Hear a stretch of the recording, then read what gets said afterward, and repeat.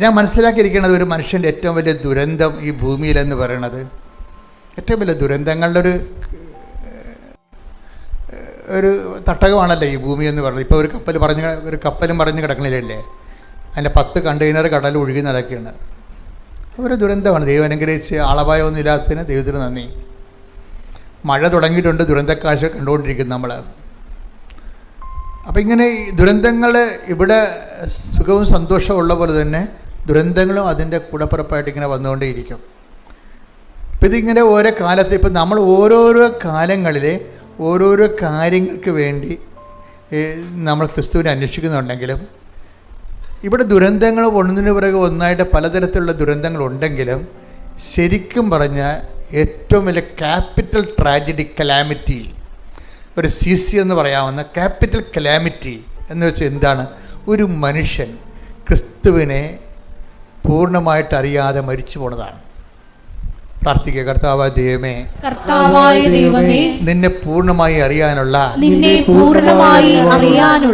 എന്റെ ആഗ്രഹത്തെയും എന്റെ അവകാശത്തെയും നീ ആത്മജ്ഞാനം നൽകിക്കൊണ്ട് അഭിഷേകം നൽകണമേ. ശ്രുതിക്കട്ടെ. ഹല്ലേലൂയ.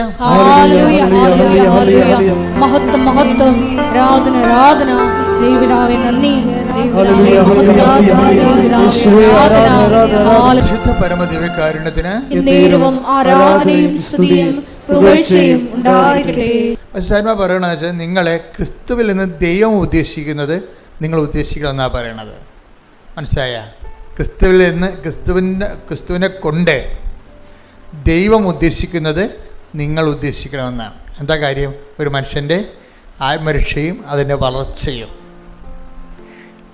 ഇതിനു വേണ്ടിയാണ് നിങ്ങൾ ക്രിസ്തുവിനെ ആസ്പദം വെക്കണമെങ്കിൽ നമ്മൾ ഇന്ന് പറയുന്ന പല കാര്യങ്ങളും എന്താണ്, നമ്മൾ വിചാരിക്കുന്നതിന് മുമ്പ് തന്നെ ഈ വിഷയത്തിൽ നമ്മുടെ തീരുമാനം ഉണ്ടാകും. ഞാൻ എപ്പോഴും അമ്മയുടെ കൂടെ നടക്കുന്ന ഒരാളാണ്.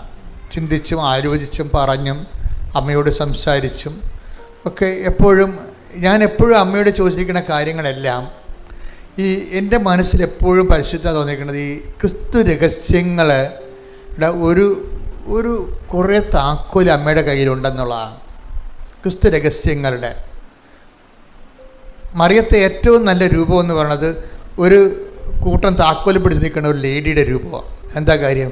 ക്രിസ്തുവിൻ്റെ രഹസ്യങ്ങളെ വെളിപ്പെടുത്താൻ പറ്റിയ ദൈവം കൊടുത്ത കുറേ താക്കോലുകളുണ്ട് മറിയത്തിൻ്റെ കയ്യിൽ. മറിയമാണ് ഇതിനൊക്കെ എല്ലാം ബെസ്റ്റ്. ഇപ്പം ഞാൻ നിങ്ങളോട് പറഞ്ഞ വചനം ഞാൻ നേരത്തെ പറഞ്ഞില്ലേ, വേണ്ട സമയത്ത് അതെനിക്കിപ്പം കിട്ടിയതായിരുന്നു. ഞാൻ ഇങ്ങോട്ട് പോരാൻ നേരത്ത് കിട്ടിയാണ്. വേണ്ട സമയത്ത് ഹെബ്രായർ 4:16 വായിച്ച്. ഹെബ്രായർ 4:16. അതിനാൽ വേണ്ട സമയത്ത് കരുണയും കൃപാവരവും ലഭിക്കുന്നതിനായി നമുക്ക് പ്രത്യാശയോടെ കൃപാവരത്തിന്റെ സിംഹാസനത്തെ സമീപിക്കാം. അപ്പൊ വേണ്ട സമയത്ത് ഉതകാൻ വേണ്ടി ഇപ്പം കാര്യങ്ങളൊക്കെ ശരിയാണ്, പക്ഷെ വേണ്ട സമയത്ത് ഉതകത്തില്ലെന്ന് പറയത്തില്ലേ? ചില ആൾക്കാരെ കുറിച്ചുള്ള കമൻ്റ് അതാണ്. ആൾ കൊള്ളാം, ആൾ കഴിവുള്ളവനാണ്, പക്ഷെ വേണ്ട സമയത്ത് ഉതകത്തില്ല. അതാ മനുഷ്യരാശിയുടെ നമുക്ക് എല്ലാവരുമൊക്കെ ഉണ്ടാകും, നമുക്കും ആസ്തിബദ്ധതയൊക്കെ ഉണ്ടാകും, പക്ഷെ വേണ്ട സമയത്ത് നമുക്ക് ഉതകത്തില്ല. ഇത് ഒരു ജീവിതത്തിൻ്റെ ഒരു പ്രശ്നമാണ്. വേണ്ട സമയത്ത് എല്ലാവരും ഉണ്ട്, പക്ഷെ വേണ്ട സമയത്ത് ഉതകത്തില്ല. അതുകൊണ്ടാണ് മനുഷ്യൻ പറയണത് അകലത്തെ ബന്ധുവിനേക്കാൾ നല്ലതാണ് അയലത്തെ ശത്രു. അത് വേണ്ട സമയത്ത് ഉതകണം അവനായിരിക്കും, ബന്ധുവൊക്കെ ആയിരിക്കും, പക്ഷേ വേണ്ട സമയത്ത് വേണ്ട സമയത്ത് എന്ന് പറയണത് ആണ് ഉതകണമെങ്കിൽ വേണ്ട സമയത്ത് തന്നെ ഉതകണം. അത് കഴിഞ്ഞിട്ട് ഉതകിയിട്ട് കാര്യമില്ല. ഇപ്പം ഒരു ചേട്ടൻ ഒരു ദിവസം എന്നോട് പറഞ്ഞേ, എൻ്റെ അച്ഛാ ഇതിനിപ്പം നമ്മുടെ മെഡിക്കൽ സ്റ്റോറിൽ ഒക്കെ വളരെ വില കുറവാണ് ഈ മരുന്നിന്. പക്ഷേ എൻ്റെ അമ്മയ്ക്ക് ഈ രോഗം വന്നപ്പോഴേ ഈ മരുന്ന് ജർമ്മനിയിലേ ഉണ്ടായിരുന്നുള്ളൂ. അത് ഞങ്ങൾ വരുത്തിച്ചിട്ട് ബോംബെയിൽ എത്തിയായിരുന്നു, അപ്പോൾ അമ്മ മരിച്ചു പോയെന്ന്. വേണ്ട സമയത്ത് ആ മരുന്നുണ്ട്, അവരെത്തിച്ചതാണ്. ഇന്ന് ഈ ചന്തയിൽ ഇങ്ങനെ ഏതെവിടെ ചെന്ന് ചോദിച്ചാലും കിട്ടണ മരുന്ന് ഒരു കാലത്ത് അന്ന് അയാൾ കരയണാണ്, സങ്കടപ്പെട്ട് പറഞ്ഞാണ് ഈ മരുന്ന് ഇന്നത്തെ പോലെ അവസാനം ഉണ്ടായെങ്കിൽ എൻ്റെ അമ്മ ഇന്നും ഉണ്ടായനാണ്. എൻ്റെ കാര്യത്തിൽ വേണ്ട സമയത്ത് അത് ഉതകില്ലെന്ന് അയാൾ പറയണത്. അപ്പോൾ എന്തുകൊണ്ട് ഇല്ല എന്നല്ല പ്രശ്നം, വേണ്ട സമയത്ത് ഉതകുകയാണ്. അപ്പോഴീ വേണ്ട സമയത്ത് നമുക്ക് ഉതകാൻ വേണ്ടിയാണ് ദൈവം എന്താണ് ക്രിസ്തുവിനെ അയച്ചിരിക്കുന്നത്. വീട്ടില്ലേ, ക്രിസ്തുവിനെ അയച്ചതിൻ്റെ ഒരു ലക്ഷ്യം എന്താ? വേണ്ട സമയത്ത് നമുക്ക് ഉതകുക, വേണ്ട സമയത്ത് വേണ്ട കാര്യത്തിന് ഉതകുക. അതുകൊണ്ട് എന്താ പറയണത്, അതിന് നമുക്ക് കുറേ സാധനങ്ങൾ വേണം. ഒന്ന്, വേണ്ട സമയത്ത് ഉതകണമെങ്കിൽ എന്ത് ചെയ്യണം? നമുക്ക് കുറേ കാര്യം റൈറ്റ് ഓഫ് ചെയ്ത് കളയണം. അതാണ് വേണ്ട സമയത്ത് കരുണ കിട്ടണം. കരുണയെന്ന് പറഞ്ഞാൽ എന്താണ്? മേഴ്സി എന്ന് വെച്ചാൽ ഗ്രേസാണ്. കരുണ, ഗ്രേസ് എന്ന് പറയുന്നതിൻ്റെ ഉദ്ദേശം രണ്ട് കാര്യങ്ങളാണ്.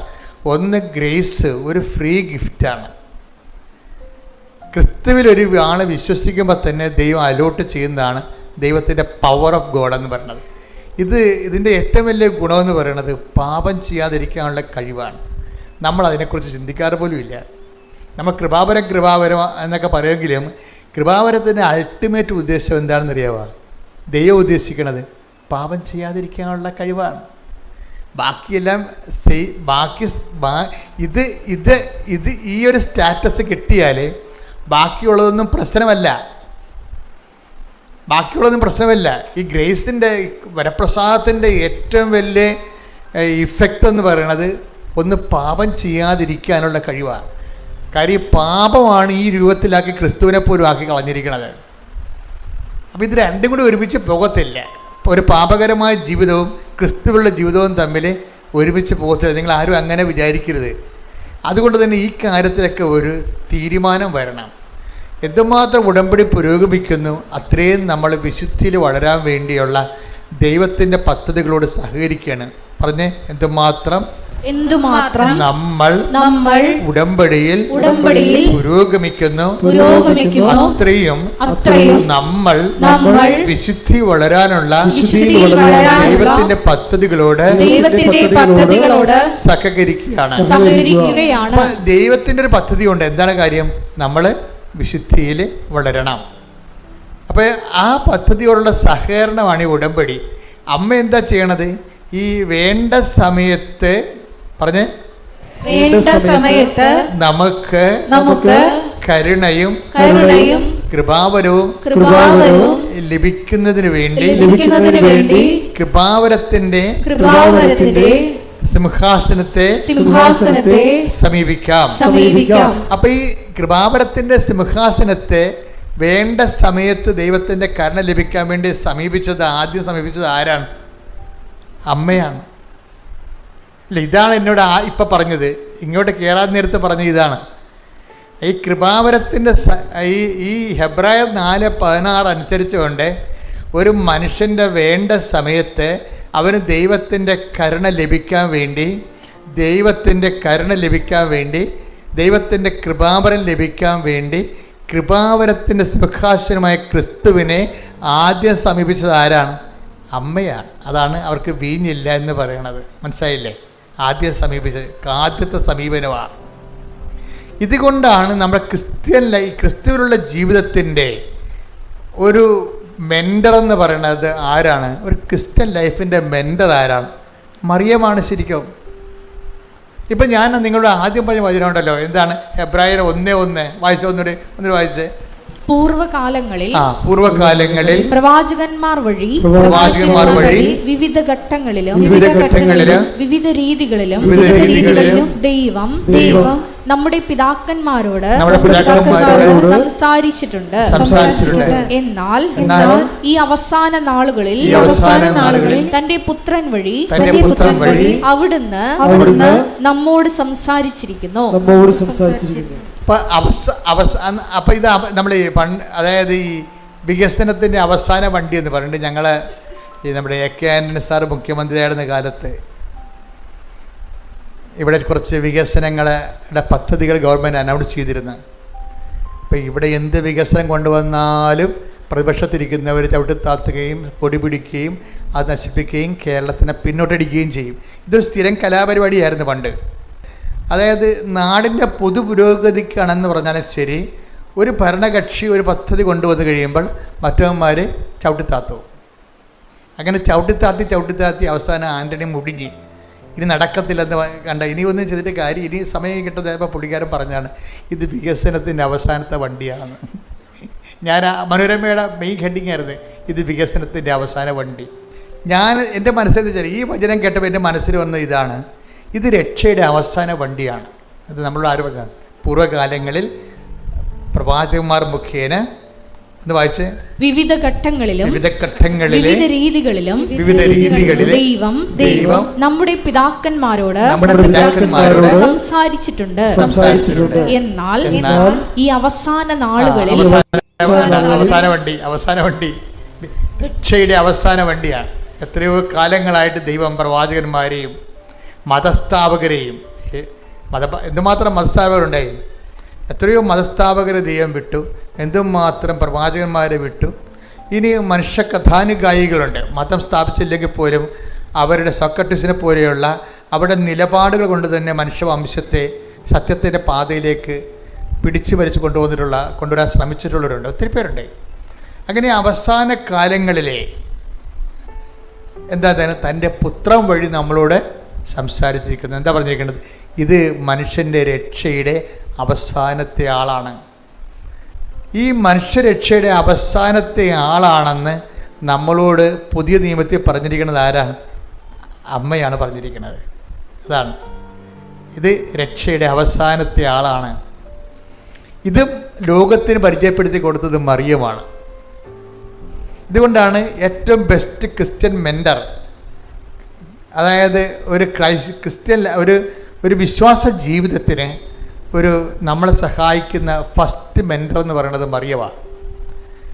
ഈ മറിയത്തിൻ്റെ വായിൽ നിന്നാണ് പരിശുദ്ധാത്മാവ് എങ്ങനെയാണ് ക്രിസ്തുവിനെ സ്വീകരിക്കുന്നതിൻ്റെ ഫണ്ടമെൻ്റൽ ഫോർമുല വെളിപ്പെടുത്തിയിരിക്കുന്നത്. എങ്ങനെയാണ് ഒരു വ്യക്തി നമ്മുടെ ജീവിതത്തിലേക്ക് ക്രിസ്തുവിനെ ഇടപെടുത്തുന്നതിന് എന്താണ് നമുക്ക് ചൂണ്ടിക്കാണിക്കാം.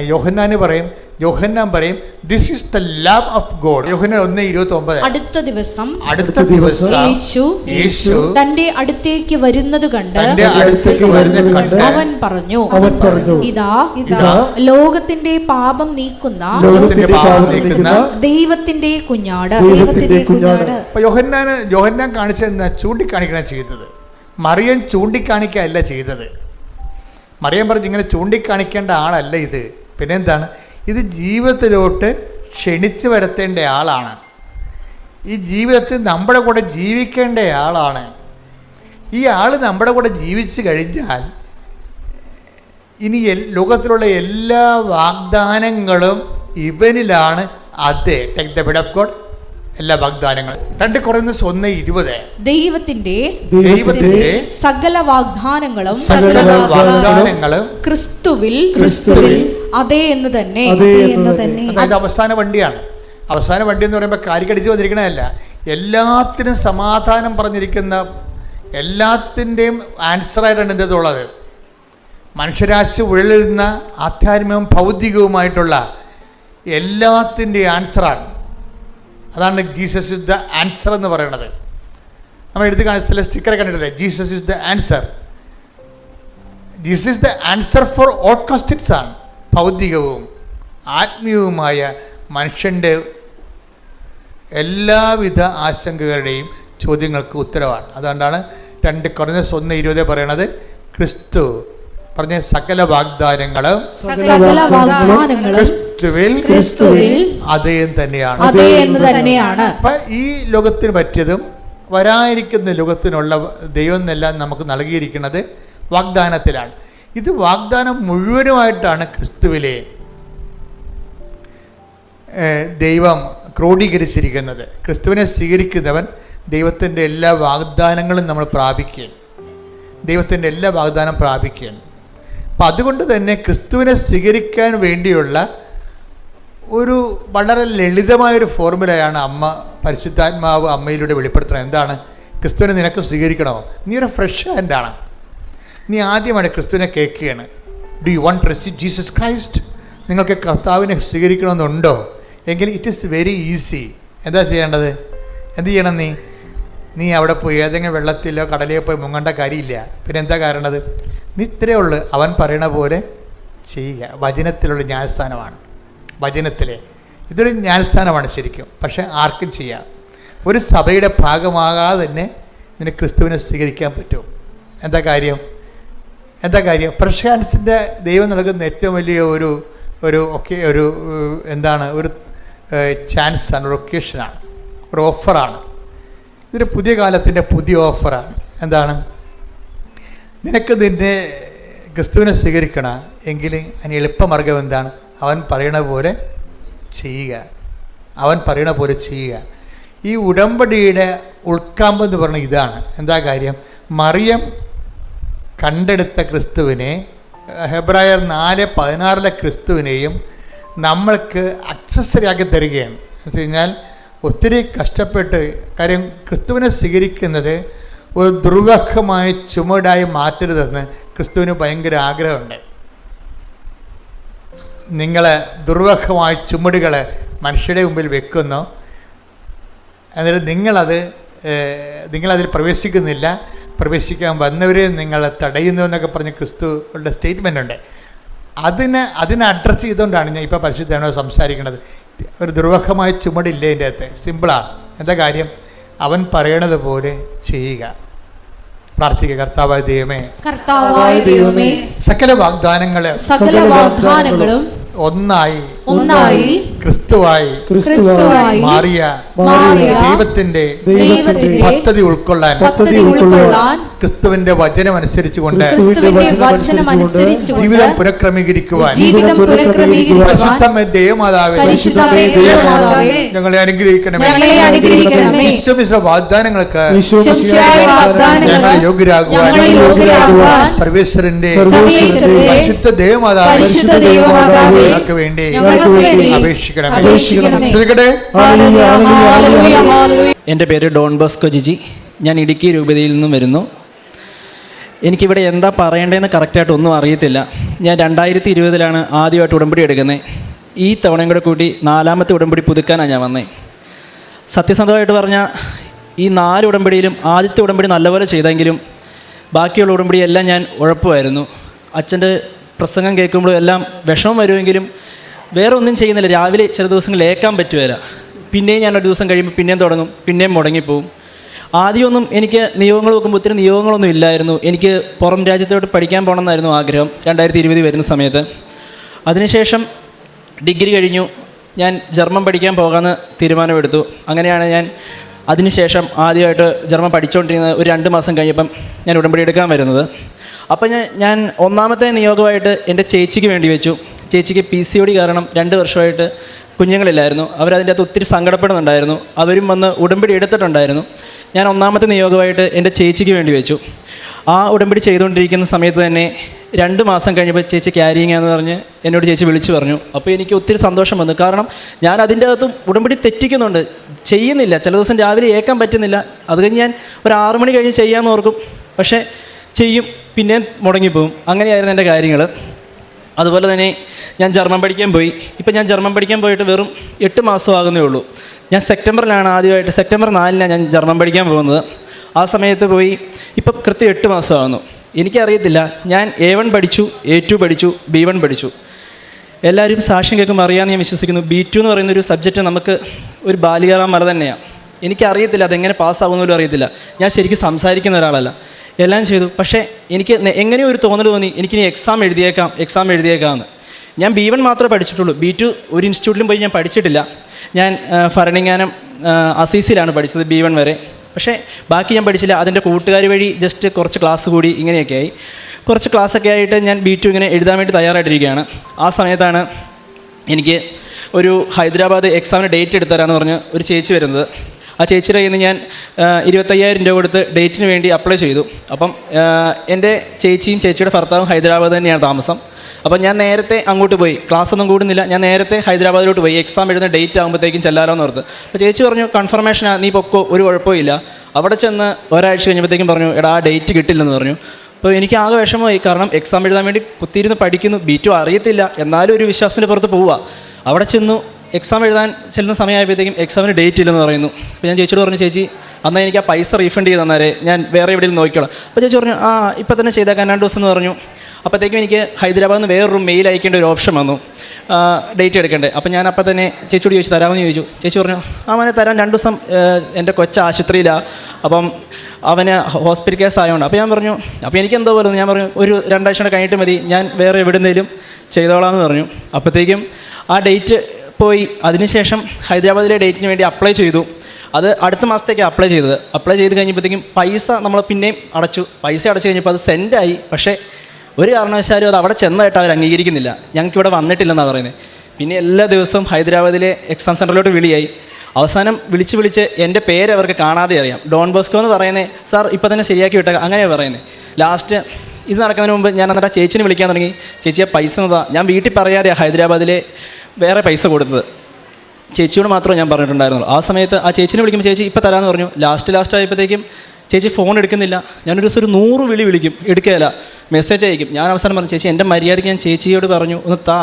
അവസാനം ഞാൻ കെഞ്ചി പോലെ പറഞ്ഞു, എന്നിട്ട് നടക്കുന്നില്ല. അപ്പം ഒരു കാര്യവും നടക്കുന്നില്ല. ഹൈദരാബാദിൽ കൊടുത്തതും നടക്കുന്നില്ല, ഈ ചേച്ചിയുടെ കൊടുത്ത പൈസയും തിരിച്ച് കിട്ടുന്നില്ല. എനിക്കൊന്നും അറിയത്തില്ല എന്ന് ചെയ്യണം. ഞാൻ ഉടമ്പടി തെറ്റിക്കുന്നതും ഇടയ്ക്കുണ്ട്. അപ്പം എനിക്ക് തോന്നി ഞാനിതെല്ലാം ചെയ്യുന്നതുകൊണ്ട് എനിക്കുള്ള ഒരു ശിക്ഷയായിട്ടായിരിക്കും എന്ന് പറഞ്ഞു. എനിക്ക് പിന്നെ ഒരു ഓപ്ഷനുമില്ല. ഞാൻ ചേച്ചിയുടെ അടുത്ത് പോയപ്പോഴും ഉടമ്പടി പത്രമുണ്ട്, ഞാൻ ട്രെയിനിൽ വെച്ചൊക്കെ ചെല്ലുന്നുണ്ട്, പക്ഷേ വേറൊന്നും ചെയ്യുന്നില്ല, ഇടയ്ക്ക് മുടങ്ങി പോകുന്നുണ്ട്. ഞാനവിടെ ചെന്നു. ഞാൻ വൈകുന്നേരമായിരുന്നു, ചേച്ചിയൊക്കെ പുറത്ത് പോയിക്കോ. ഞാൻ പെട്ടെന്ന് വാതിലടച്ചു. ഞാൻ അതുപോലെ കരഞ്ഞൊരു ദിവസം എൻ്റെ മുമ്പിൽ ഇല്ല. എനിക്ക് അത്രയും ഞാൻ ഒരിക്കലും കരഞ്ഞിട്ടില്ല. ഞാൻ മാതാവിന് മുമ്പിൽ മുട്ടുപൊത്തിയെന്ന് അലറി കരഞ്ഞെന്ന് പറയും, ആരും കേൾക്കാതെ. വായി പൊത്തിയാണ് ഞാൻ കരഞ്ഞത്. ഞാൻ പറഞ്ഞു മാതാവി എനിക്കത് വേണം, ഒത്തിരി പൈസയൊന്നും എൻ്റെ ഇല്ല, ഞാനിത് എവിടുന്ന് ഇനി വീട്ടുകാരോട് പറയുമെന്ന് അറിയത്തില്ലാതെ ഞാൻ നിൽക്കുക. ആ സമയത്ത് എനിക്ക് മാതാവ് തരുമെന്ന് എനിക്ക് അറിയാമെന്ന് ഉറപ്പ്. ഞാൻ എണ്ണയും കാശ് രൂപം കയ്യിലുണ്ട്. 4 വർഷമായിട്ട് എൻ്റെ കഴുത്തിലൊരു കൊന്തയുണ്ട്. അതേ അമ്മ മാതാവിൻ്റെ ആ കാശ് രൂപം ഞാൻ ഇട്ടിട്ടുണ്ട്. ഇതുവരെ ആ ദൂരാനൊരു ഇടം എനിക്ക് ഉണ്ടായിട്ടില്ല. ഞാൻ എന്നിട്ട് പ്രാർത്ഥിച്ച് കരഞ്ഞ് അളിയൻ്റെ ബൈക്കും എടുത്ത് ഞാൻ പുറത്തോട്ട് പോയി. ജസ്റ്റ് ഒരു കടയിൽ ചെന്ന് സാധനം മേടിക്കുമ്പോൾ എൻ്റെ കണ്ണ് നിറയുക. അപ്പോൾ അവർ ചോദിച്ചു എന്നാ മലയാളികൾ അവിടെയുള്ള റെസ്റ്റോറൻറ്റുകാർ എന്നാ. ഞാൻ പറഞ്ഞു പൊടി പോയതാന്ന് പറഞ്ഞിട്ട് ഞാനാണെങ്കിൽ പേയ്മെൻറ്റ് ചെയ്യാൻ വേണ്ടി എൻ്റെ ഫോൺ എടുക്കുമോ. അത്രയും ദിവസം എന്നെ ബ്ലോക്ക് ചെയ്തിട്ട് ചേച്ചി, ഫോൺ എടുക്കാത്ത ചേച്ചി, മെസ്സേജ് അയച്ചിട്ട് എടുക്കാത്ത ചേച്ചി, വേറൊരു അക്കൗണ്ടിൽ നിന്ന് എനിക്ക് ആ പൈസ മൊത്തം ഫണ്ട് ചെയ്തേക്കുക. അത് കണ്ടപ്പോഴത്തേക്കും എനിക്ക് കരച്ചിൽ. ഞാൻ അപ്പം തന്നെ എൻ്റെ അമ്മേനെ വിളിച്ച് പറഞ്ഞു കിട്ടി, ഇനിയിപ്പോൾ എന്നാ ചെയ്യേണ്ടത് എനിക്ക് അറിയത്തില്ല, ഇതൊന്നും എൻ്റെ കഴിവല്ല, ഉടമ്പടി തെറ്റിക്കുന്നുണ്ട്. അങ്ങനെ എന്തെങ്കിലും ഒരു അനുഭവം കിട്ടുമ്പോഴത്തേക്കും ഞാൻ കരഞ്ഞു പോകും. മാതാവിനോട് ഒത്തിരി ഇഷ്ടമുണ്ട്, പ്രാർത്ഥനയുണ്ട്, പക്ഷേ ഉടമ്പടി തെറ്റുന്നത് മാത്രം എനിക്കത് തെറ്റായിട്ട് കാണുന്നുള്ളൂ. അങ്ങനെ ഇരിക്കുക. അപ്പോൾ എനിക്ക് ഒത്തിരി ഹാപ്പിയായി, ദൈവമേ കിട്ടുക. അപ്പോഴത്തേക്കും ഹൈദരാബാദിൻ്റെ ഡേറ്റിൻ്റെ കേസായി. അവിടെ അവർ കിട്ടുമല്ലെന്ന് പറയുന്ന രീതിയിലായി ലാസ്റ്റ്. അപ്പോഴത്തേക്കും ഞാൻ കൊച്ചി ട്രിവാൻഡ്രം ഗൊയ്ത്തയിൽ മെയിൽ അയച്ചു, ഒരു എക്സാം ഡേറ്റ് കിട്ടണേ, എനിക്ക് എങ്ങനെയും ഒന്ന് എക്സാം എഴുതണം. അപ്പം കൊച്ചി ട്രിവാൻഡ്രം മെയിൽ അയച്ച് എക്സാമിൻ്റെ ഡേറ്റ് ഞാൻ ആദ്യം മാതാവിനോട് പ്രാർത്ഥിച്ചു. ഇവർ പറഞ്ഞിരുന്നത് ഹൈദരാബാദ് പറഞ്ഞിരുന്നത് മെയ് ലാസ്റ്റാണ് എക്സാം എന്നാണ്. അപ്പം കൊച്ചി ട്രിവാൻഡ്രത്തിൻ്റെ വരുന്നത് മെയ് 1. അപ്പം ഞാനാണെങ്കിൽ പ്രാർത്ഥിച്ചു മാതാവ് എനിക്കൊരു ഡേറ്റ് തരുവാണെങ്കിൽ മെയ് 1 തരണം. മെയിൽ അയച്ച് കിട്ടുന്നത് ഹൈദരാബാദിൽ കിട്ടുന്നത് ലാസ്റ്റാണെന്ന് എനിക്ക് അറിയുകയും ചെയ്യാം. കുറേ ദിവസമായിട്ട് മെയിൽ അയച്ചു, ഒന്നും വരുന്നില്ല, ഇവരുടെ കൺഫർമേഷൻ വരുന്നില്ല. ഞാനൊരു ദിവസം രാവിലെ 5:30 പ്രത്യക്ഷീകരണ പ്രാർത്ഥന എല്ലാം വേണ്ടി ആ സമയത്ത് ഞാൻ കറക്റ്റായിട്ട് ചെയ്യാൻ തുടങ്ങി. പിന്നെ 5:30 ഏറ്റു പ്രത്യക്ഷീകരണ പ്രാർത്ഥന ചെല്ലിക്കൊണ്ടിരുന്നു. അപ്പോൾ ഞാൻ ആരുമില്ല, ചേച്ചിയെല്ലാം അവരെല്ലാം ഉറക്കമാണ്. ഞാനാണെങ്കിൽ കരഞ്ഞു പ്രാർത്ഥിച്ചു മാതാവേ എനിക്കിന്ന് കൺഫർമേഷൻ മെയിൽ വരണം, അല്ലാതെ എന്നെക്കൊണ്ട് പറ്റുകയില്ല, ഞാൻ എന്തോരം നാളായിട്ട് നോക്കിയിരിക്കുന്നതെന്ന് പറഞ്ഞു. എന്നിട്ട് പഠിക്കാനുണ്ടായിരുന്നു ഒത്തിരി സങ്കടവും കരച്ചിലും, കാരണം ഞാൻ കയറി പിന്നെയും കിടന്നൊന്നും ഉറങ്ങി. രാവിലെ ഒരു 11 മണിയായപ്പോൾ ഏറ്റ് ചുമ്മാ ഫോൺ എടുത്ത് നോക്കിയപ്പോൾ ഹൈദരാബാദിൽ നിന്ന് മെയിൽ വന്നേക്കുക, നിങ്ങൾക്ക് കൺഫർമേഷൻ ആയിട്ടുണ്ടെന്ന് പറഞ്ഞ്. അപ്പോഴത്തേക്കും എനിക്ക് പിന്നെയും കരച്ചിൽ വരാൻ തുടങ്ങി. പിറ്റേ ദിവസം രാവിലെ ഏറ്റു ഇനിയും ഞാൻ ഡേറ്റ് ഇട്ട് പ്രാർത്ഥിക്കാൻ പോവാം. നമ്മൾ സാക്ഷ്യം കേൾക്കുമ്പോൾ ഡേറ്റ് ഇട്ട് പ്രാർത്ഥിക്കണം. അപ്പോൾ എനിക്ക് മാത്രം തന്നെ ഇങ്ങനെയൊന്നും വരാത്ത ഞാൻ ഒത്തിരി ആലോചിക്കും. അപ്പോൾ ഞാനത് കഴിഞ്ഞ് പിറ്റേ ദിവസം ഏറ്റു. അപ്പോൾ എനിക്കൊരു കോൺഫിഡൻസാണ്, മാതാവ് എനിക്ക് തരാൻ തുടങ്ങി, ഇനി എൻ്റെ കയ്യിലെല്ലാം എന്ന് പറഞ്ഞ് ഞാൻ പിറ്റേ ദിവസം ഏറ്റു. മാതാവ് തരുന്നുള്ള രീതിയിൽ ഞാൻ പ്രാർത്ഥിക്കാൻ തുടങ്ങി. മാതാവേ എനിക്ക് കൊച്ചിയിലും ഡേറ്റ് വേണം, ആ ഡേറ്റ് നാളെ തന്നെ വരുവാൻ വേണം, വരുന്നത് ആദ്യത്തെ ആഴ്ച തന്നെ കിട്ടണം എന്ന് പറഞ്ഞു. അത് കൊച്ചിയിൽ തന്നെ കിട്ടണമെന്ന് പറഞ്ഞു. ഇത് ഡേറ്റ് വരുന്നത് ഒന്നെങ്കിൽ കൊച്ചിയിലായിരിക്കും അല്ലെങ്കിൽ ട്രിവാൻഡ്രത്തായിരിക്കും.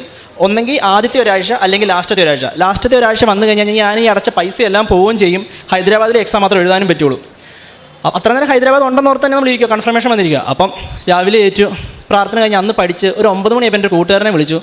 ഞാനിങ്ങനെ സംസാരിച്ചുകൊണ്ടിരിക്കുമ്പോൾ ഒരു മെയിൽ വന്നു. നോക്കിക്കഴിഞ്ഞപ്പോൾ കൊച്ചിയിലെ മെയിൽ എനിക്ക് വന്നു, കൺഫർമേഷൻ ആയിട്ടുണ്ടെന്ന് പറഞ്ഞ്. അതും 3, 4 എന്ന ദിവസങ്ങളിൽ ആദ്യത്തെ ആഴ്ച തന്നെ എനിക്ക് കൺഫർമേഷൻ മെയിൽ വന്നു. അങ്ങനെ അതെല്ലാം ഓക്കെ ആയി ഒരു രീതിയിൽ ഇങ്ങനെ പോവുകയായിരുന്നു. അപ്പോഴാണ് ഇതുവരെ എൻ്റെ വീട്ടുകാർക്ക് മാത്രം അറിയുന്ന ഒരു കാര്യം ഞാൻ കൂട്ടുകാരോട് പോലും പറഞ്ഞിട്ടില്ല. എനിക്ക് എൻ്റെ ഒരു ഫ്രണ്ട് വഴി ജർമ്മനിയിൽ ഒരു സ്കൂളിൽ അഡ്മിഷൻ എടുത്തു തരാൻ അവൻ നോക്കിയായിരുന്നു. അപ്പം ആദ്യം ഞങ്ങൾ മെയിലൊക്കെ അയച്ചു. പുള്ളി പറഞ്ഞു ഒന്നും പറഞ്ഞില്ല. കുറേ ദിവസമായിട്ട് ഞാൻ അവനോട് ഇടയ്ക്ക് കേടാ എന്നോട് പുള്ളി ഒന്നും റിപ്ലൈ തരാത്തേ. അപ്പോൾ ഞാൻ പ്രാർത്ഥിക്കാൻ തുടങ്ങി, എനിക്കൊരു റിപ്ലൈ തരണമെന്ന്. അങ്ങനെ ഒരു ദിവസം രാവിലെ 5:30 ഞാൻ പ്രാർത്ഥിച്ചപ്പം ഒരു 1.5 മാസം മുമ്പ് അയച്ച മെയിലാണ്. കൃത്യം പിറ്റേ ദിവസം പ്രാർത്ഥിച്ചതിൻ്റെ അന്ന് ഒരു 9:30-10 മണിയായപ്പോൾ എനിക്ക് മെയിൽ വന്നേക്കുക, ഇന്നാണ് നിങ്ങളുടെ സൂം മീറ്റിംഗ്, ഈ സൂം മീറ്റിംഗ് നിങ്ങൾ പങ്കെടുക്കണം, വൈകുന്നേരം 7 മണിക്കാണ് സൂം മീറ്റിംഗ് എന്ന് പറഞ്ഞു. എനിക്കറിയത്തില്ല എന്ത് ചെയ്യണം. പ്രാർത്ഥിക്കുന്നതെല്ലാം പിറ്റേ ദിവസം നടക്കുന്നു. അപ്പോൾ എനിക്ക് ഏറ്റവും വിഷമം വരുന്ന കാര്യം എന്ന് വെച്ചാൽ ഞാൻ ഈ ഉടമ്പടി ഉഴപ്പുന്നുണ്ടല്ലോ, അതാണ് എൻ്റെ ഏറ്റവും സങ്കടം. ഇത്രയും ചെയ്തിട്ടും എന്നെ കൈവിടാതെ എൻ്റെ കൂടെ ഉണ്ടല്ലോ എന്ന് ഓർക്കുമ്പോൾ എനിക്ക് ഒത്തിരി സങ്കടം വരും. പിന്നെ ഞാൻ പ്രാർത്ഥിക്കും. എന്നിട്ട് ഞാൻ ജർമ്മനിയിലുള്ള ഇൻ്റർവ്യൂവിന് വേണ്ടി ഇരിക്കുക. അതപ്പോൾ ഒരു ജർമ്മൻകാരനാണ് ഇൻ്റർവ്യൂ നടത്തുന്നത്. അപ്പം എനിക്ക് ഒരു പരിജ്ഞാനവും ഇല്ല, കാരണം B1 പാസ്സായിട്ട് പോലും ഇല്ല. B1 ഇൻസ്റ്റിറ്റ്യൂട്ട് വഴി പാസ്സായതാണ്. B1 മാത്രമേ ഉള്ളൂ. B2 എന്നൊരു സംഭവം ഞാൻ പഠിച്ചിട്ടില്ല, ഇതുവരെ പഠിച്ചിട്ടില്ല. ഒരക്ഷരം പോലും B2 പഠിച്ചിട്ടില്ല. ആകപ്പാടെ കൂട്ടുകാരെന്തെങ്കിലും പറയും, അത് ജസ്റ്റ് ഒന്ന് കേൾക്കും എന്ന് പോരും. എന്നിട്ട് ഞാൻ ജർമ്മൻ്റെ ഇൻ്റർവ്യൂവിന് വേണ്ടി വൈകുന്നേരം ഒരുങ്ങിയിരിക്കുക, അവരുടെ സൂം മീറ്റിങ്ങിന് വേണ്ടി. AC ഫുള്ളായിട്ടിട്ട് ഞാൻ വേർത്തൊഴുകും.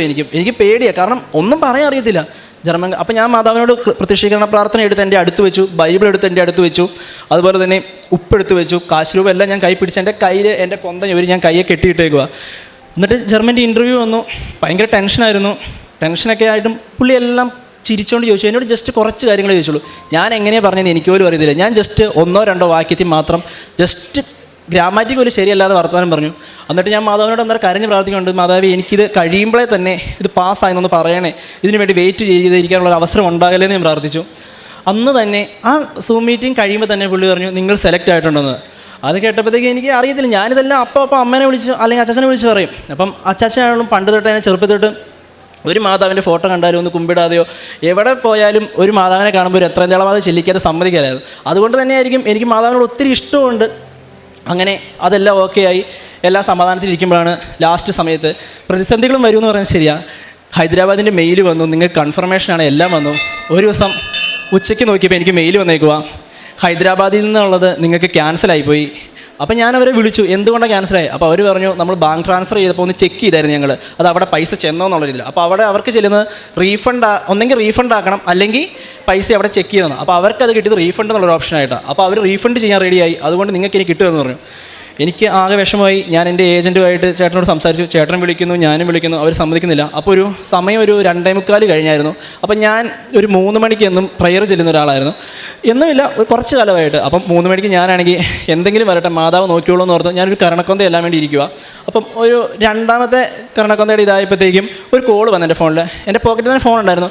അപ്പോൾ ഞാൻ ഓർത്ത് എടുക്കണോ? ഞാൻ ഓർത്തു ഇനി കിട്ടിയാലും കുഴപ്പമില്ല, കിട്ടിയാലും കുഴപ്പമില്ല, പ്രാർത്ഥന കഴിഞ്ഞിട്ട് എടുത്താൽ മതി എന്നുള്ളൊരു ഉറച്ച് തീരുമാനത്തിൽ ഞാൻ ഫോൺ എടുത്തേയില്ല. അവസാനം ഞാനാണെങ്കിൽ പ്രാർത്ഥന എല്ലാം കഴിഞ്ഞ് കരഞ്ഞ് പ്രാർത്ഥിച്ച് ഫോൺ എടുത്തപ്പോൾ ചേട്ടാ വിളിച്ചു, എടാ ഇന്ന് തന്നെ ഒരു 21,200 രൂപ അടയ്ക്കുവാണെങ്കിൽ നമുക്ക് ആ ഡേറ്റ് തന്നെ കിട്ടും, മറ്റേ പൈസ റീഫണ്ട് ആവുമെന്ന് പറഞ്ഞു. ഈ പൈസ മൊത്തം ഞാൻ മറിച്ചേക്കുന്ന. വീട്ടിലെല്ലാം പറയാനൊരു പേടി, കാരണം നമുക്ക് ഗോയിത്തയുടെയും ജർമ്മൻ്റെ എക്സാമിൻ്റെ കാര്യം വീട്ടിൽ പറഞ്ഞാൽ അത്ര മനസ്സിലാവുമല്ലോ, ഇങ്ങനെയായി കാര്യങ്ങൾ എങ്ങനെയായി കാര്യങ്ങൾ. ഞാൻ എന്നിട്ട് അത് പിന്നെ ചേച്ചിയോട് പറഞ്ഞ് ചേച്ചി വേറെ എവിടുന്നോ എനിക്ക് എടുത്തു തന്ന് ആ പൈസ അടച്ചു. അങ്ങനെയാണ് അത് കൺഫർമേഷൻ ആകുന്നത്. അതിനുശേഷം ഞാനാണെങ്കിൽ ഹൈദരാബാദിൽ നിന്ന് കൊച്ചിയിലോട്ട് പോയി എക്സാം എഴുതാൻ വേണ്ടി. അപ്പം എക്സാം എഴുതാൻ പോകുമ്പോൾ എല്ലാവരും പറയുന്നുണ്ട്, എടാ നീ വല്ലതും പഠിച്ചിട്ടുണ്ടോ? ഞാൻ പറഞ്ഞു ഞാൻ പഠിച്ചിട്ടൊന്നുമില്ല, ഞാൻ കൃപാസനത്തിന് ഉടമ്പടി എടുത്തിട്ടുണ്ടല്ലോ, അതാ എനിക്ക് ആകെ ഇതുള്ളൂ. അപ്പം ഞാൻ ഹോസ്റ്റലായിരുന്നപ്പോഴും പലരും പ്രാർത്ഥിക്കുക, അങ്ങനെയല്ല പ്രാർത്ഥന ഇല്ലാത്തവനായിരുന്ന സമയത്തും ഞാൻ രാവിലെ കേൾക്കും പ്രാർത്ഥിക്കും, അങ്ങനെയായിരുന്നു. അപ്പം അതിൻ്റെ ഒപ്പം തന്നെ എൻ്റെ ഒരു കൂടെയുള്ള ഒരു അക്രമസ്ഥനായ ഒരാളെ ഞാനിവിടെ കൊണ്ടുവന്ന് ഉടമ്പടി എടുപ്പിച്ചു. ഇന്നും എൻ്റെ കൂടെ ഒരാൾ വന്നിട്ടുണ്ട്. അങ്ങനെ അതൊക്കെ ഞാൻ ചെയ്യിക്കുന്നുണ്ടായിരുന്നു. അപ്പം അതുപോലെ തന്നെ എൻ്റെ ഒരു കൂട്ടുകാരൻ എക്സാം എഴുതാൻ പോകാൻ നേരം എന്നോട് പറഞ്ഞാൽ ഒന്ന് പ്രാർത്ഥിക്കണം എന്ന് പറഞ്ഞു. അപ്പോൾ ഞാൻ പറഞ്ഞു, ഞാൻ ഉറപ്പായിട്ടും പ്രാർത്ഥിക്കാം. ഞാൻ എല്ലാ ദിവസമൊന്നും പള്ളിയിൽ പോയിട്ടില്ലായിരുന്നു. പക്ഷേ അവൻ്റെ എക്സാം വന്ന ദിവസം രാവിലെ ഞാൻ പള്ളിയിൽ പോയപ്പം എൻ്റെ ഒരു 2ാമത്തെ ഉടമ്പടിയുടെ മെഴുകുതിരി അവിടെ തീരാതിരിപ്പുണ്ടായിരുന്നു. പുതിയതായിട്ട് ഒരു പച്ചത്തിരി ഇരുന്നിരുതിരി ഞാനത് അൽഫോൻസാമയുടെ പള്ളിയിൽ കൊണ്ടുപോയി കത്തിച്ച് അവന് വേണ്ടി പ്രാർത്ഥിച്ചു. അവൻ എക്സാം എഴുതി. അപ്പം അവൻ എക്സാം എഴുതിയപ്പോൾ അവൻ ആ ഒറ്റ എഴുത്തിന് തന്നെ 3 മൊഡ്യൂൾ പാസ്സായി, കഴിഞ്ഞ എഴുത്തിനും എല്ലാ മൊഡ്യൂളും പാസ്സായി. അതുപോലെ തന്നെ എന്നിട്ട് ലാസ്റ്റ് കൊച്ചിയിൽ എക്സാം ആകാറായി. കൊച്ചിയിൽ എക്സാം ആയപ്പം ഞാൻ അന്നത്തെ ദിവസം ഉറങ്ങാതിരുന്ന് പഠിക്കുക. എനിക്ക് കരച്ചിൽ വരുന്നുണ്ട്, കാരണം ഒന്നും തീരുന്നില്ല, പഠിച്ചതെല്ലാം മറന്നു പോവുക. എന്തോരം പഠിച്ചിട്ട് മറന്നു പോയിക്കൊണ്ടിരിക്കുക. 1 മിനിറ്റ് പുസ്തകം വായിച്ചിട്ട് അപ്പുറത്തോട്ട് ചെല്ലുമ്പോൾ അപ്പുറത്ത് മറന്നു പോവുക. അവസാനം ഞാനാണെങ്കിൽ രാത്രി 2 മണി സമയത്ത് ഞാൻ കയറി കിടന്നു. 3 മണിയായപ്പോൾ ഏറ്റു. 3 മണിക്ക് ഞാൻ, കാരണം ഉച്ച കഴിഞ്ഞാൽ എക്സാം ഗോയിത്തയുടെ വരുന്നത് എനിക്കുണ്ടായിരുന്നു. അപ്പോൾ 3 മണിക്ക് ആ പ്രയർ ചെല്ലാൻ പറ്റില്ലാത്തതുകൊണ്ട് തന്നെ ഞാൻ രാവിലെ 3 മണിക്ക് പ്രയർ ചെല്ലിയതിന് ശേഷം പിന്നെയും പഠിക്കാൻ തുടങ്ങി, പള്ളിയിൽ പോയി. അപ്പോൾ ഞാൻ വചനം എടുത്തപ്പം എനിക്ക് ഒത്തിരി ഞാൻ കരഞ്ഞ് ഒരു വചനം എടുത്തു. അപ്പോൾ എനിക്ക് കിട്ടിയ വചനം എന്ന് പറഞ്ഞത് മനുഷ്യർക്ക് അസാധ്യമായത് ദൈവത്തിന് സാധ്യമാണെന്നുള്ളൊരു വചനമായിരുന്നു. അപ്പോഴത്തേക്കും എനിക്ക് ഭയങ്കര സന്തോഷം. കാരണം ജയിച്ചില്ലെങ്കിലും കുഴപ്പമില്ല, ഒരു വചനം നമുക്കിങ്ങനെ നമ്മോട് സംസാരിക്കുന്നുണ്ടല്ലോ. അപ്പം അതിന് മുമ്പ് തൊട്ട് തന്നെ ഞാനും എൻ്റെ അമ്മയും വീട്ടിൽ വചനം എഴുതുന്നുണ്ടായിരുന്നു. അങ്ങനെ വചനം എഴുതിയാണ് ഈ 2 ബുക്ക്. ഞാൻ എക്സാമിന് പോകുന്നതിന് തൊട്ട് മുമ്പ് എൻ്റെ വചന ബുക്കിൽ 900 വചനമായിരുന്നുള്ളൂ. 100 വചനം കൂടെ എഴുതാൻ സമയം ഉണ്ടായിരുന്നു, പക്ഷേ എഴുതാനുണ്ടായിരുന്നു. ഞാൻ പറഞ്ഞു പരീക്ഷയ്ക്ക് തോറ്റാലും കുഴപ്പമില്ല, എനിക്ക് വചനം തീർത്തിട്ട് പോയാൽ മതി എന്ന് പറഞ്ഞ് ഞാൻ ആ 1000 വചനം എഴുതി. അത് കഴിഞ്ഞ് എന്നോട് ഇവിടുത്തെ ബ്രദർ പറഞ്ഞായിരുന്നു ജർമ്മൻ പഠിക്കണമെന്ന് പറഞ്ഞപ്പം ജർമ്മനിയിലുള്ള ബൈബിൾ വായിക്കണം എന്ന് പറഞ്ഞു. പക്ഷേ എനിക്ക് ജർമ്മനിയിലുള്ള ബൈബിൾ അങ്ങനെ വായിക്കാനുള്ള സമയം കിട്ടുന്നില്ലായിരുന്നു. വേണേ സമയമുണ്ട്, ഞാൻ സമയം എടുക്കുന്നില്ലായിരുന്നു. ലാസ്റ്റ് എനിക്കിങ്ങനെ കാണിച്ചു തന്നല്ല, എനിക്കൊരു തോന്നി എന്നാൽ ജർമ്മനുള്ള വചനം എഴുതിയേക്കാമെന്ന് പറഞ്ഞു. അപ്പം ഞാനാണെങ്കിൽ ജർമ്മനിലുള്ള വചനം എഴുതാൻ തുടങ്ങി. അങ്ങനെ ഒരു ദിവസം ഒരു 1/2 മണിക്കൂർ ജർമ്മനിലുള്ള വചനം എഴുതും. അപ്പോൾ എൻ്റെ വചനത്തിൻ്റെ ഇതും അങ്ങ് മാറാൻ തുടങ്ങി. ലാസ്റ്റ് ഞാൻ കൊച്ചിയിലുള്ള എക്സാമിന് പോകുന്നതിന് തൊട്ട് മുമ്പ് എനിക്ക് വീട്ടിൽ നിന്ന് പോയപ്പോൾ ഞാനാണെങ്കിൽ ഇവിടുത്തെ സാക്ഷ്യങ്ങളും അച്ഛൻ്റെ വചനങ്ങളും എല്ലാം കേൾക്കുന്ന സമയത്ത് നമ്മൾ കേട്ടിട്ടുണ്ട് ഉപ്പ്, എണ്ണ, നമ്മുടെ കാശ് രൂപ, ഇതെല്ലാം ഭയങ്കര അനുഗ്രഹമാണ്. അതെനിക്ക് അറിയുകയും ചെയ്യാം. അപ്പം ഞാൻ എന്നാ വെച്ച് കഴിഞ്ഞാൽ ആരും കാണാതെ ഒരു ചെറിയൊരു തുണിക്കകത്ത് കുറച്ച് ഉപ്പെടുത്ത് ഒരു കിഴി കെട്ടിക്കൊണ്ട് എൻ്റെ പോക്കറ്റിലിട്ടു. അതുപോലെ തന്നെ കുറച്ച് ഉപ്പെടുത്ത് എൻ്റെ പോക്കറ്റിൽ ചുമ്മാ വെതറിയിട്ടു. എന്നിട്ട് എണ്ണ എടുത്ത് ഞാൻ എൻ്റെ നെറ്റിയെ കുരിശ് വരച്ചിട്ടാണ് എക്സാം ഹാളിലോട്ട് പോകുന്നത്. എക്സാം ഹാളിൽ പോയപ്പം രാവിലത്തെ എക്സാം എഴുതിയവരെല്ലാം പാടാന്ന് പറഞ്ഞു. അപ്പോൾ എനിക്ക് പേടിയാകാൻ തുടങ്ങി. ഉച്ച കഴിഞ്ഞാണ് എൻ്റെ എക്സാം.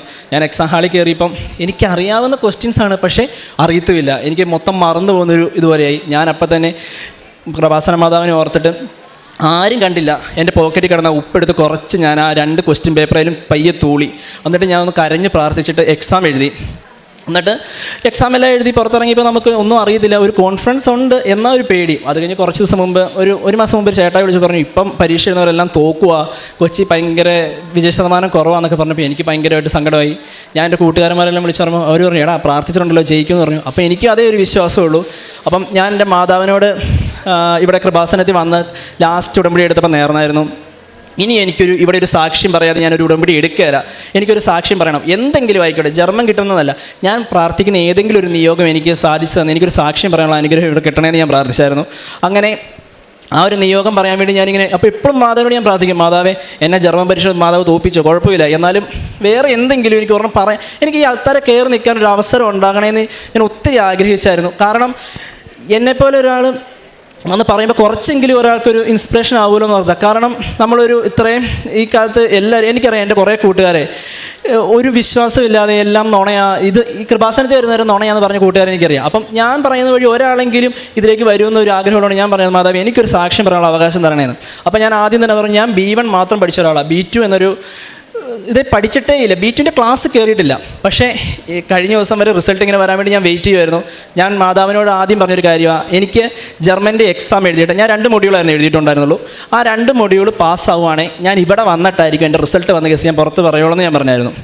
ഞാൻ ഇതുവരെ ആരോടും പറഞ്ഞില്ല. ഇന്നലെ വൈകുന്നേരം 7:10 എനിക്ക് മെയിൽ വന്നു, റിസൾട്ട് വന്നു പറഞ്ഞ്. എനിക്ക് കരയണോ ചിരിക്കണോ ഒന്നും അറിയത്തില്ല, ഭയങ്കര പേടിയുള്ളിൽ. ഞാൻ ഓടിപ്പോയി കൃപാസന മാതാവിൻ്റെ എണ്ണ എടുത്ത് ആദ്യമേ തലയിൽ ഒരു കുരിശ് വരച്ചു. എന്നിട്ട് ഞാൻ പ്രാർത്ഥിച്ചു, മാതാവേ ഞാൻ തുറക്കാൻ പോവുക, നീ എൻ്റെ കൂടെ ഇല്ലെങ്കിൽ എനിക്കറിയത്തില്ല, തോറ്റുപോയാലും പിന്നെ എഴുതാമെന്നറിയാം, പക്ഷേ എനിക്ക് ആ സാക്ഷ്യം പറയാതിരിക്കാൻ പറ്റില്ല. അന്ന് ഞാൻ പറഞ്ഞു റിസൾട്ട് വരുന്ന എന്നാണോ അതിൻ്റെ പിറ്റേ ദിവസം ഞാൻ ഇവിടെ വന്നിരിക്കുമെന്ന് ഞാൻ അതുപോലെ ഉറപ്പ് പറഞ്ഞിട്ടിരിക്കുക. ഞാനാണെങ്കിൽ എൻ്റെ കാശുരൂപം തൊട്ട് പ്രാർത്ഥിക്കുന്നു, എണ്ണ തൊട്ട് പറയുന്നു, ബൈബിൾ എടുത്ത് വായിക്കുന്നു. ലാസ്റ്റ് ഞാൻ എൻ്റെ ഫോണിലാണെങ്കിൽ എൻ്റെ നമ്പർ അടിച്ച് തുറന്നു നോക്കി കഴിഞ്ഞപ്പം എങ്ങനെയാണ് പറയേണ്ടതെന്ന് എനിക്കറിയത്തില്ല. B2 പഠിക്കാത്ത ഒരാളാണ് ഞാൻ. 60 മാർക്ക് വേണം പാസ്സാകാൻ 100-ൽ. എനിക്ക് 2 മൊഡ്യൂളാണ് ഞാൻ എഴുതിയിരുന്നത്. എനിക്ക് കിട്ടിയത് ഒരെണ്ണത്തിന് 100-ൽ 80-ഉം ഒരെണ്ണത്തിന് 100-ൽ 70-ഉം. B2 പഠിക്കാത്ത ഒരാളാണ് ഞാൻ. B1 മാത്രം, അതും B1ൻ്റെ എക്സാം എഴുതാതെ ഞാൻ മറ്റേ ഇൻസ്റ്റിറ്റ്യൂട്ടിന് ചാടിപ്പോയ ആളാണ്. ചാടിപ്പോയെന്ന് വെച്ചാൽ എഴുതാൻ ഒരു മടിയുണ്ടായിരുന്നു, ഞാൻ ഇറങ്ങിപ്പോയി. B2 മാത്രം പഠിക്കണമെന്നുണ്ട്. പിന്നെ ഞാൻ പഠിച്ചില്ല എന്ന് പറയുന്നില്ല, പക്ഷേ അത് കൂട്ടുകാർ വഴി ചുമ്മാ എന്തെങ്കിലും കുറച്ച് കാര്യങ്ങൾ. പക്ഷേ B2ൻ്റെ ഇപ്പോഴും എന്നോട് ഇവിടെ ആരെങ്കിലും എന്നോട് B2ൻ്റെ ഒരു കാര്യം ചോദിക്കുമോ, അല്ലെങ്കിൽ കറക്റ്റായിട്ട് ഗ്രാമാറ്റിക് എനിക്കറിയത്തില്ല പറയാൻ. ഇങ്ങനെ തന്നെയാണ് ഞാൻ ആ ജർമ്മൻകാരൻ്റെ മുമ്പിൽ ഇരുന്നത്. എവിടുന്നോ എനിക്ക് ഓർമ്മ വന്നു പറഞ്ഞു. എന്നിട്ട് ഒന്നും പഠിക്കാതെ പോയി എനിക്ക് എനിക്ക് B2ൻ്റെ 100-ൽ 80 മാർക്കും 100-ൽ 70 മാർക്കും 8 തവണ എഴുതിയിട്ട് കിട്ടാത്ത ആൾക്കാരെ ഇപ്പോഴും എനിക്കറിയാം. ഇത് തന്നെ. അതുപോലെ തന്നെ ഞാൻ ഇത്രയും നേരം ആലോചിച്ചിട്ടുണ്ട്, നീ ഒരു സാക്ഷ്യം പറയണോ വേണ്ടയോ വേണ്ടത്. കാരണം പലർക്കും അത് എങ്ങനെയായിരിക്കും എടുക്കുന്നതെന്ന് ഞാൻ ആലോചിച്ചു. കാരണം നമ്മുടെ സ്ഥലം ഇടുക്കി തന്നെ ആയതുകൊണ്ട് നമുക്കവിടെ കൂടുതലും കൃഷിയാണ്. അപ്പം കൊറോണ വന്ന സമയത്ത് എനിക്ക് ഈ കൃഷിയൊക്കെ ഇച്ചിരി ഇഷ്ടമായതുകൊണ്ട് ഞാൻ ഇച്ചിരി ഏലക്കൃഷിയൊക്കെ ചെയ്തു. ഒരു 10-300 ഏലം ഞാൻ വച്ചിട്ടുണ്ടായിരുന്നു. അപ്പം അതിൻ്റെ പേരിലൊരു ബൈക്കും എടുത്തു. CC ഉള്ളതുകൊണ്ട് വട്ടത്തിൽ ഇങ്ങനെ വട്ടം കറങ്ങുമായിരുന്നു ഞാൻ. അതുകൊണ്ട് തന്നെ ഞാനിങ്ങനെ ഇതിപ്പോൾ 4ാം വർഷമാണ്. അപ്പം ഈ വർഷമൊക്കെയാണ് ഇച്ചിരൊക്കെ കിട്ടേണ്ടത്, പിന്നെ വിലയുള്ള സമയമാണ്.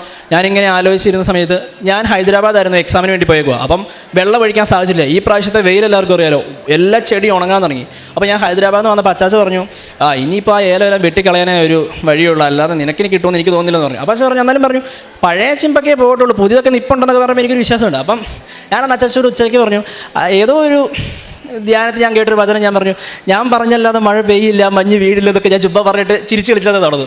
എന്നിട്ട് രാത്രി പ്രത്യക്ഷീകരണ പ്രാർത്ഥന ചെല്ലാൻ സമയമായപ്പം ഞാനാണെങ്കിൽ പ്രത്യക്ഷീകരണ പ്രാർത്ഥന ചൊല്ലി. അന്ന് ഒരു നിയോഗം വച്ചില്ല. കാരണം എല്ലാ ദിവസവും ഞാൻ നിയോഗം വെക്കുവാണെങ്കിൽ ഞാൻ ഇവിടെ നമ്മൾ എഴുതിയിട്ട് 5 നിയോഗം പ്രാർത്ഥിക്കുന്ന ആളാണ്. അന്ന് ഞാൻ ഒരു നിയോഗം വെച്ചില്ല. ഞാൻ ആകെപ്പാടെ വെച്ച നിയോഗം, കർത്താവേ ഒരു മഴ പെയ്യണേ, മാതാവേ എനിക്ക് വേണ്ടി മഴ പെയ്യണേ. കാരണം 3-4 വർഷം കഷ്ടപ്പെട്ടുണ്ടാക്കിയതാണ്, പോയി കഴിഞ്ഞാൽ വണ്ടി എടുത്ത് വിൽക്കാനേ പറ്റുള്ളൂ, എല്ലാവർക്കും വേണ്ടിയല്ലേ, ഒരു മഴ പെയ്യണേ എന്ന് പറഞ്ഞ് ഞാൻ ചുമ്മാ അമ്മയുടെ അടുത്തൊക്കെ ഒന്ന് പോയി പുറത്ത്. അത്ര നേരം അന്ന് ഭയങ്കര വെയിലുള്ളൊരു ദിവസമാണ്. എന്ന് വെച്ച് കഴിഞ്ഞാൽ ആകാശം ഒട്ടും ഇരുണ്ടിട്ടില്ല, ഫുൾ തെളിഞ്ഞ് കിടക്കുന്നത്. ഞാനത് പറഞ്ഞ് എൻ്റെ വാതിൽ തുറന്ന് അമ്മയോട് ഒരു 5 മിനിറ്റ് വർത്താനം പറഞ്ഞ് പുറത്തോട്ട് ഇറങ്ങി നോക്കി. ഇപ്പോൾ ഇടി വെട്ടാൻ തുടങ്ങി. അപ്പോഴത്തേക്ക് ഞാൻ അച്ഛനോട് പറഞ്ഞു, അച്ഛൻ ഞാൻ പ്രാർത്ഥിച്ചുള്ളൂ, മഴ പെയ്യാൻ തുടങ്ങിയെന്ന് പറഞ്ഞു. അപ്പോൾ ഞാൻ നിൽക്ക്, മഴ പെയ്യട്ടെ എന്ന് പറഞ്ഞു. ഒരു 5 മിനിറ്റ് കഴിഞ്ഞപ്പോഴത്തേക്കും അന്ന് നല്ലൊരു മഴ അങ്ങ് പെയ്തു. എനിക്ക് ഇതിപ്പോൾ ഞാൻ പറയണോ വേണ്ടെന്ന് പലതവണ ആലോചിക്കാൻ, കാരണം പലർക്കും ഇതൊരു യുക്തിക്ക് നിരക്കുമെന്ന് എനിക്ക് അറിയത്തില്ലായിരുന്നു. പക്ഷേ എനിക്ക് കിട്ടിയൊരു സാക്ഷ്യം ഞാൻ എന്തിനാ പറയാതിരിക്കുന്നത്? മാതാവ് നന്നായിട്ട് തന്നെ ഞാൻ വിശ്വസിക്കുന്നത്. കാരണം അത്രയും ദിവസം മഴ പെയ്യാതെ ഉണങ്ങി നിന്ന ദിവസം ഞാൻ വന്ന് പ്രാർത്ഥിച്ചു. എന്നിട്ട് മാതാവിനോട് മഴ തരണമെന്ന് പ്രാർത്ഥിച്ച് അന്ന് തന്നെ ഞാൻ പ്രാർത്ഥന കഴിഞ്ഞ് റൂമിൻ്റെ പുറത്തിറങ്ങിയപ്പോൾ ഇടി വെട്ടാൻ തുടങ്ങി. 2 മിനിറ്റ് കഴിഞ്ഞപ്പോൾ എൻ്റെ ഏലം മൊത്തം, അവിടുത്തെയുള്ള പ്രദേശത്തുള്ള ഏലം മൊത്തം നനയുന്ന രീതിയിൽ, പിന്നെ വെള്ളം ഒഴിക്കേണ്ടാത്ത രീതിയിൽ മഴ പെയ്തു. പിന്നെയും വെയിൽ വന്നു. പക്ഷേ ഞാൻ പ്രാർത്ഥിച്ചത് എനിക്ക് ഉത്തരം തല്ലി. ഉടമ്പടി എൻ്റെ ജീവിതത്തിൽ തന്നെ പിന്നെ എനിക്ക് പ്രാർത്ഥനാ ജീവിതത്തിൽ വന്ന മാറ്റം എന്ന് വെച്ചാൽ, ഞാൻ പണ്ടൊക്കെ ഒരു 1.5 മാസം 2 മാസം കൂടെ കുമ്പസാരിക്കുന്ന ഒരാളായിരുന്നു.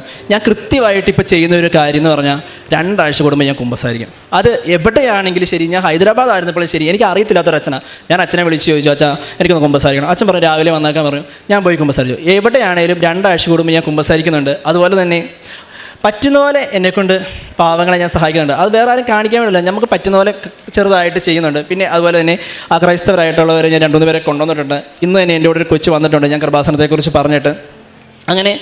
അങ്ങനെയൊക്കെയാണ് എനിക്ക് ഉടമ്പടി വഴി കുറച്ചും കൂടെ ജീവിതത്തിൽ വളർച്ച നേടാനും മറ്റുള്ളവരിലേക്ക് ഇത് എത്തിക്കാനും പറ്റി.